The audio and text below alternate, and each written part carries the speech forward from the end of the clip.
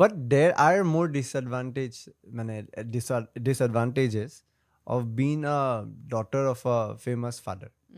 মানুহে এডভান্টেজটো চাই যে বহুতে হয়তো সুধিব যে আজি আপোনাৰ দেউতা প্ৰডিউচাৰ আছিল সেইকাৰণে আৰু পাইছো। আপুনি ফাৰ্ষ্ট চিনেমাখনৰ ব্ৰেক পালে বাট আই ফিল ডিছএডভান্টেজখিনিৰ কথাও পাতিব লাগে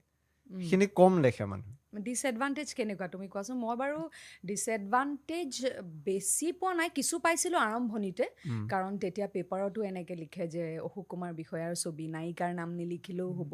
মাঘত মামনি বিয়াৰ ক্ষেত্ৰত লিখিছিল নেকি চাগে যে নায়িকাৰ নামটো নকলেও আপোনালোকে ধৰিব পাৰিছেই বৰষাৰাণী বিষয়া খুব চাৰ্কাষ্টিকলি এটা দিছিলে মোক টেঙা টেঙা টেঙা এটা দিছে আৰু মানে থ্যাংকছ যিয়ে লিখিছিল বাৰু সেইখিনি সময়ত মই ধন্যবাদ জনাব বিচাৰোঁ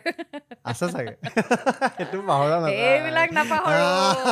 আৰু এজনে লিখিছিলে মানে সেইখন ইংলিছ পেপাৰত আছিলে দেই যে she might not have the prettiest face but she is definitely the best amongst her contemporaries কথা